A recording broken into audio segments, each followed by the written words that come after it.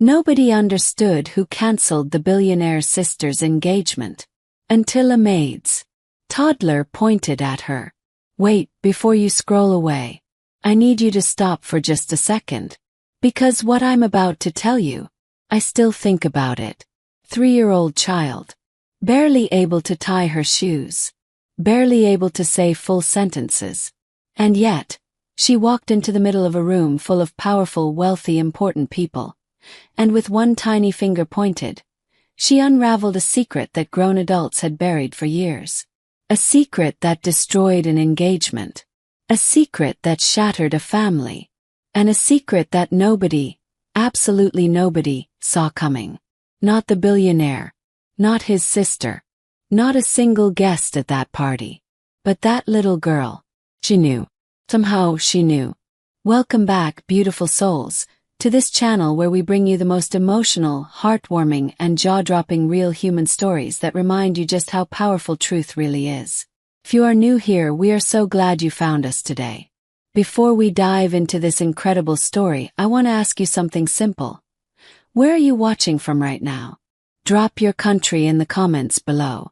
It always warms my heart to see how many corners of the world this little community reaches. Now sit back, get comfortable, and get ready.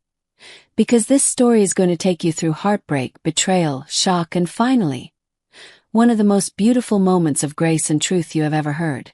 Let's begin. Nobody in that house ever thought a quiet maid and her little girl would become the center of everything. The Callaway estate sat on the edge of a quiet Connecticut suburb, the kind of neighborhood where the lawns were always perfectly trimmed, the hedges were perfectly shaped, and the secrets were perfectly hidden. The house itself was massive. 3 floors, 12 rooms, a grand staircase that swept up the center like something out of a movie.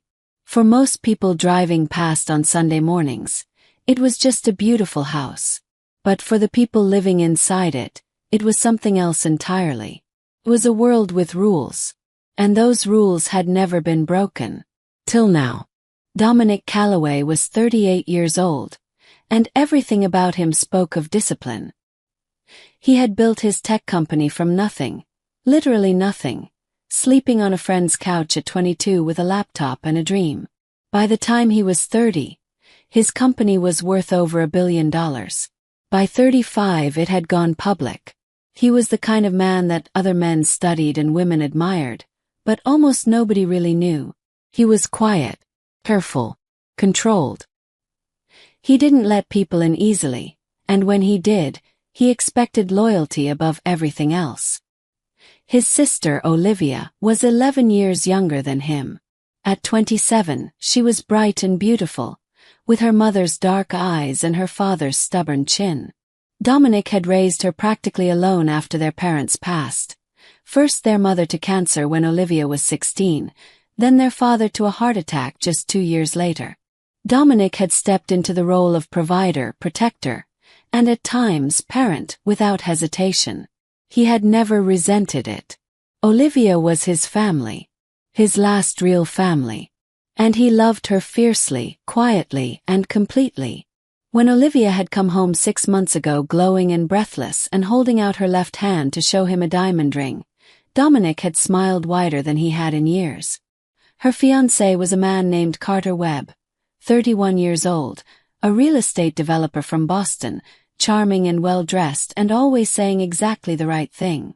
Dominic had shaken Carter's hand that day and felt what he rarely felt, genuine relief. Someone was going to love his sister. Someone was going to take care of her. He could finally exhale. The engagement party was planned for late October. 200 guests. Catered dinner. A live jazz band in the ballroom. Olivia had spent weeks choosing everything. The flowers, the table settings, the lighting. She was so happy. And watching her be happy made Dominic feel like maybe, finally, things were going right for this family. That was also the month that Elena Vasquez came to work at the Callaway estate.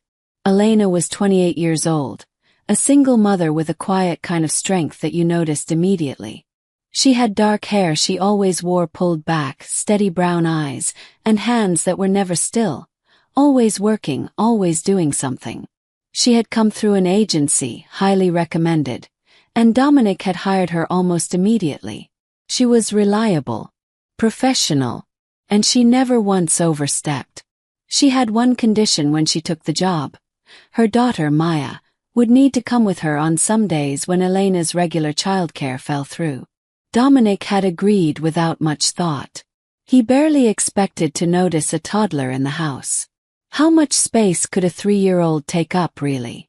The answer, as it turned out, was more than he ever imagined.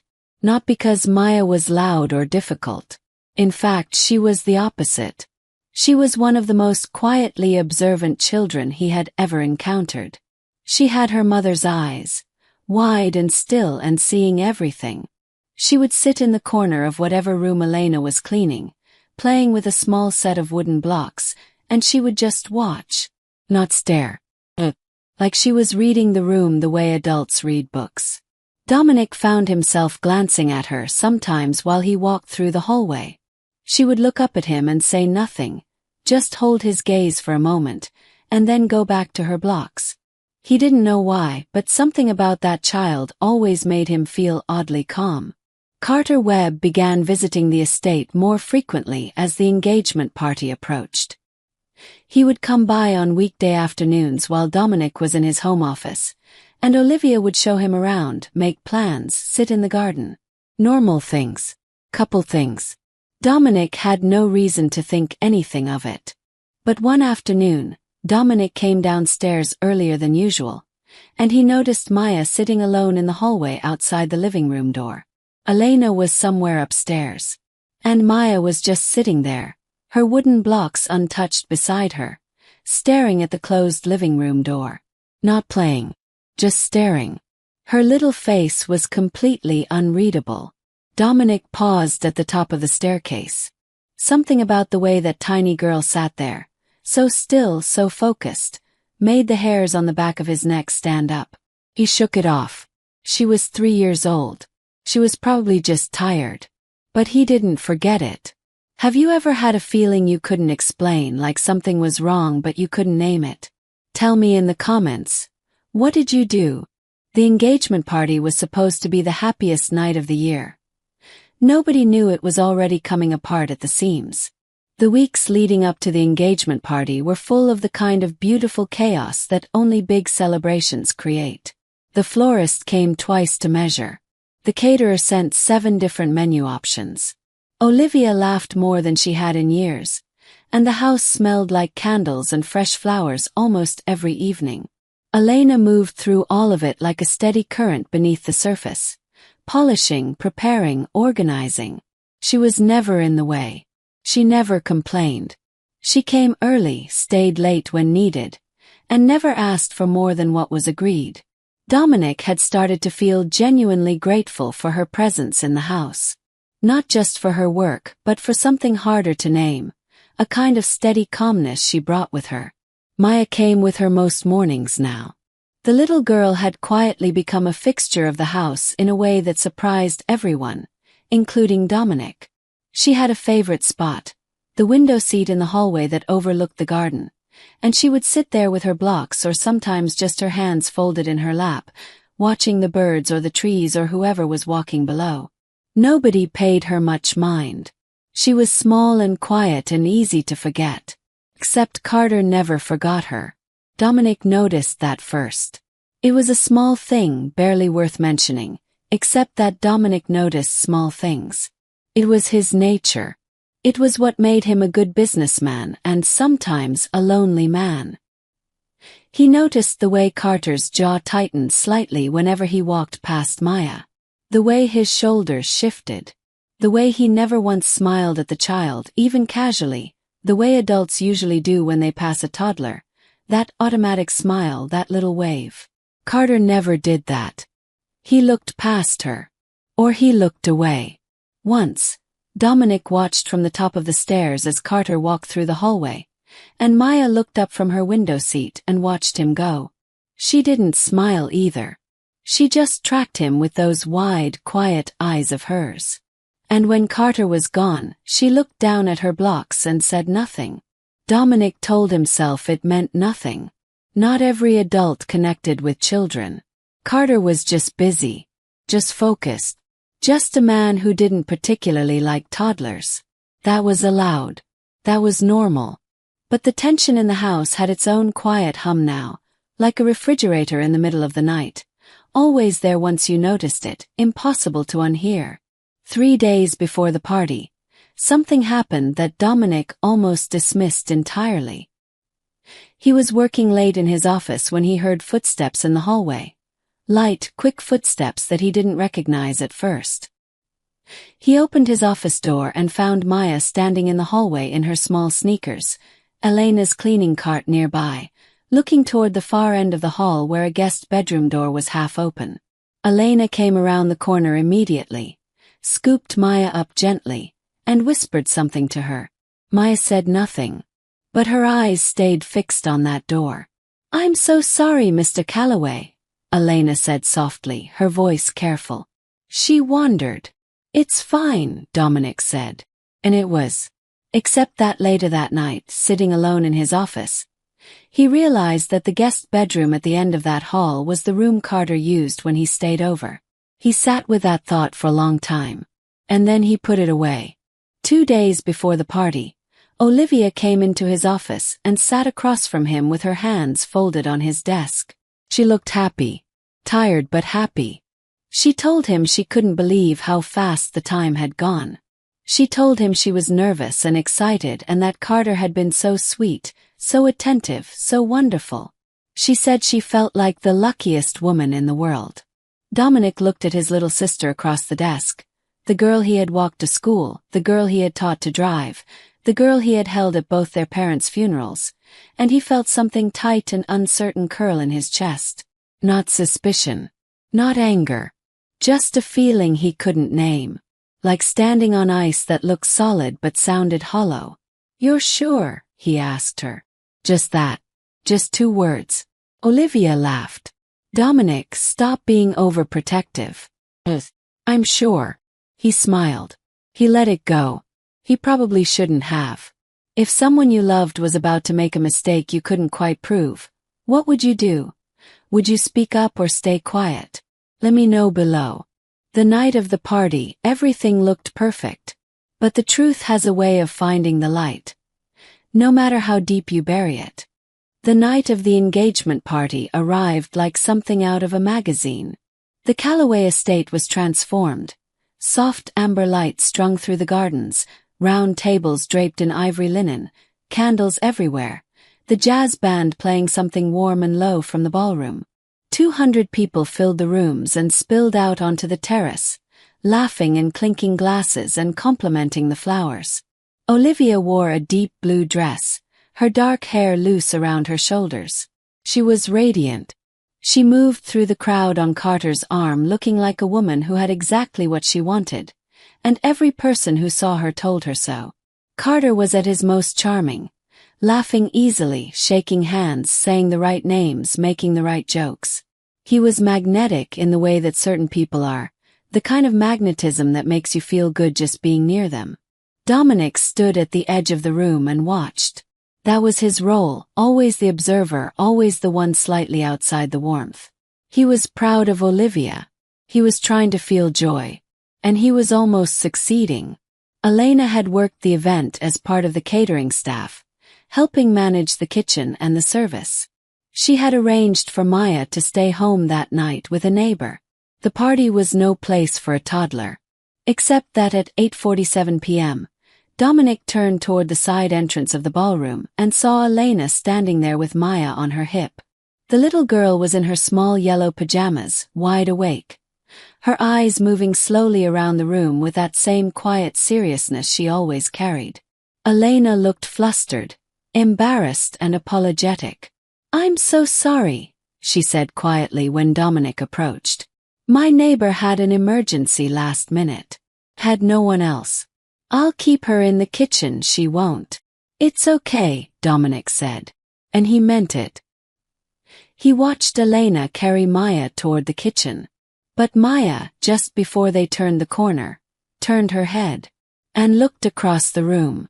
And her eyes locked onto something. and she went completely, utterly still. Dominic followed her gaze. Carter was standing across the ballroom with a glass of champagne, talking to two of Olivia's college friends. Laughing. Easy. Relaxed. Nothing unusual. Nothing worth a second look. Except Maya was staring at him with an expression Dominic had never seen on a 3-year-old's face before. Not fear. Not confusion. Something older. Something that looked, in the strangest way, like recognition. Dominic felt the ice crack under his feet. 40 minutes later, he was standing near the bar when he heard a small voice. Mama!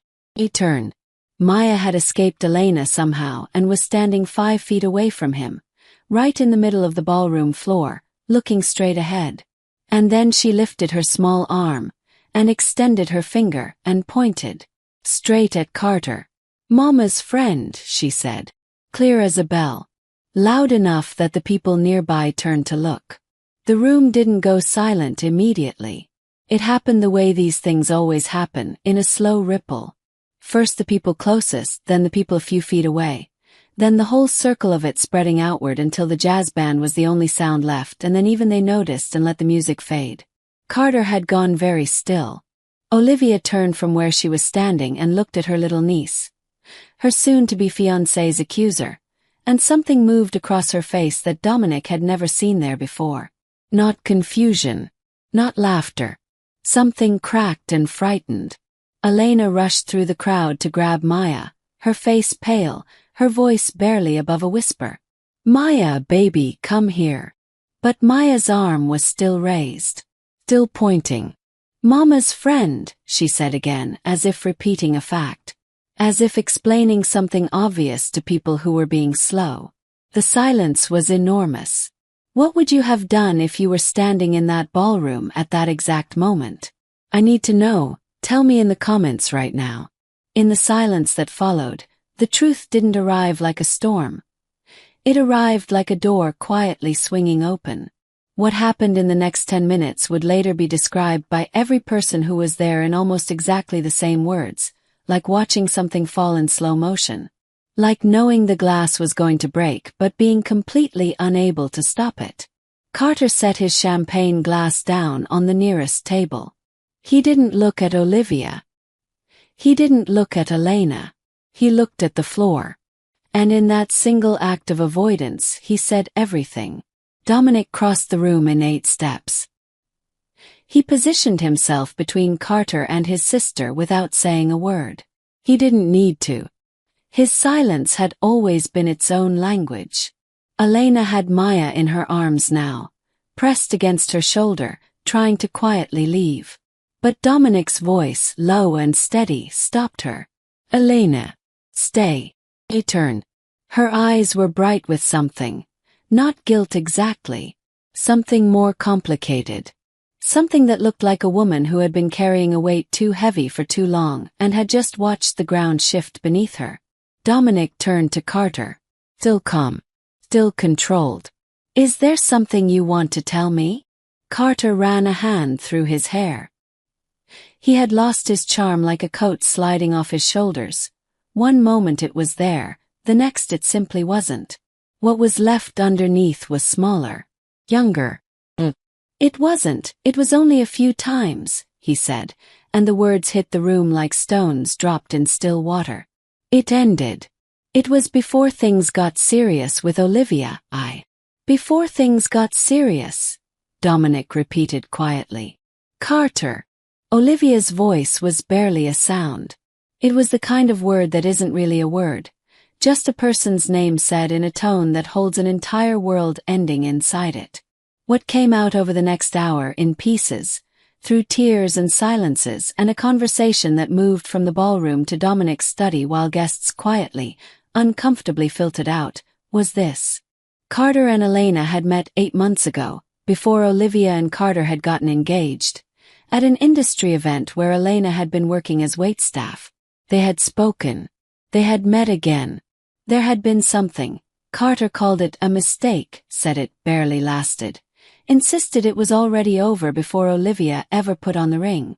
Elena said nothing that contradicted him, but she said nothing that defended him either. She stood with Maya on her hip and looked at the floor and let the words fall where they fell. The part that broke everyone, the part that made the whole room go completely still, was this: Elena had not known about Olivia when it began. She had not known Carter was anyone's fiancé. She had found out 2 weeks into her job at the Calloway estate when she had seen Carter's photograph in a frame on Olivia's nightstand. And she had gone immediately pale. And she had said nothing. Because she was a single mother who needed this job. Because she had no proof of anything that would sound like more than a jealous lie. Because she was a woman with no power in a house full of it. She had stayed silent. And it had eaten her alive. Maya, of course, understood none of this. She was 3 years old. She had simply seen a man she recognized. A man who had visited her home, and she had said what she knew. She had pointed and spoken the plainest truth in the room because nobody had yet taught her to be afraid of it. Dominic sat in his chair for a long moment after everyone had spoken. He looked at Elena, this woman who had come into his house quiet and steady and carrying a secret that wasn't really hers to carry. He looked at his sister, who sat on the couch with her ring in her hand, not on her finger, just resting in her palm like something she was deciding whether to put down. And then he stood up and he said very quietly, "Carter, get out of my house." Carter left. There was no explosion, no shouting, just a door closing. Would you have been able to stay as calm as Dominic in that moment? Or would you have lost it completely? Be honest with me. Some nights break you. And some nights, if you're very lucky, they also build you into something stronger than you ever were before. The house was quiet after everyone left. The kind of quiet that only exists after something large and loud has passed through. Like after a storm, when the air is still and smells like rain and the world looks the same but somehow isn't. Olivia sat in the kitchen for a long time. The flowers were still on the table. The candles had mostly burned down. Somewhere outside, one of the caterers was still packing up chairs. She sat with a cup of tea going cold in front of her, and she said nothing for so long that Dominic began to wonder if she was going to speak at all that night. And then she said, "Did you know?" "No," he said. "Did you suspect?" He thought about it honestly, the way you can only do with people who know you well enough to hear the truth. "I felt something," he said. "I didn't know what it was." She nodded slowly. "I think I felt it too," she said very quietly. "I just didn't want it to be real." He reached across the table and put his hand over hers. Neither of them said anything for a while. Elena had stayed in the house that night because it was late, because Maya was already asleep in one of the spare rooms, and because Dominic had asked her to. Not out of obligation or anger or a need for explanation. Just because he understood that she was alone and had nowhere to go that made any more sense than here. In the morning he went to the kitchen early and found her already there, making coffee, Maya on her hip, both of them quiet and soft in the early light. Elena looked up when he walked in. Her eyes were steady but braced, the look of a person ready to be dismissed. Ready to be told this is too complicated, you have to go. "I don't blame you," Dominic said. It was the first thing out of his mouth. He hadn't planned it. It was simply true. She looked at him for a long moment.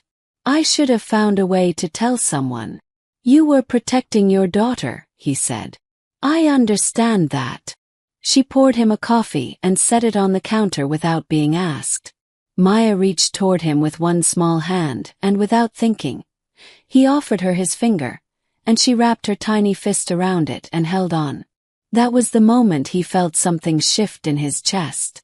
Not romantic, nothing like that, not then, not in that simple moment. Just human. Just the weight of a small hand holding on, and the understanding that sometimes the most profound truths in the world are delivered by the people we least expect to carry them. In the weeks that followed, the engagement was quietly, officially called off. Olivia returned the ring. Carter sent a message that Dominic did not read. The 200 guests who had been in that ballroom told the story in varying versions to varying people, and for a while it circulated the way stories do. With extra drama added here, facts shifted there. But the truth at the center of it stayed the same. A 3-year-old girl had pointed her finger and told the simplest truth in a room full of complicated people. And everything that was buried had finally come up into the light. Olivia cried. She cried for days. And then, slowly, she began to laugh again. Not at everything, not yet. But at small things. At Maya's serious little face. At the way the child stacked her blocks with the same focused expression every time. At a funny movie one Friday night, the 3 of them on the couch, popcorn and blankets, and the kind of evening that doesn't cost anything and somehow means everything. Elena stayed on. Course she did. And the house changed around her presence. Became softer somehow. More alive. More like a home and less like an estate. Maya's blocks became a permanent fixture of the hallway window seat. Dominic started coming home earlier. 6 months later, on a Tuesday evening that was nothing special at all, Dominic was sitting at the kitchen table going through emails when Maya climbed up onto the chair beside him without being invited, picked up his pen, and began drawing very seriously on the back of a takeout menu. She drew what appeared to be a large circle with smaller circles inside it. Then she held it up to show him. Family, she said. Matter of fact. Like she was presenting a report. Dominic looked at the drawing. He looked at Maya. He looked up at Elena, who had turned from the counter with a look on her face that said she had heard, and was waiting, and was trying very hard not to smile. He looked back at the drawing. Yeah, he said quietly. Family. And that, right there, is the moral of this whole story. Sometimes the loudest truth in the room doesn't come from the most powerful person. Comes from the smallest. From the one nobody thought to silence because nobody thought they were listening. Children see what adults have learned to look away from. They speak what adults have learned to swallow. And they remind us, without even meaning to, that the truth, simple and clear and unafraid, is the most powerful thing in any room. No title. No money. No carefully chosen words. Just a small hand pointing, and a voice that hadn't yet learned to be afraid. Don't let the world teach you to stop pointing at the truth. If this story moved you even a little, hit that like button. It genuinely helps this channel reach more people who need to hear these stories. Subscribe so you never miss one. And drop a comment below. I want to know, what did this story make you feel? What part hit you the hardest? Share it with someone who needs a reminder today that truth always finds the light. Always. See you in the next story. Take care of yourselves.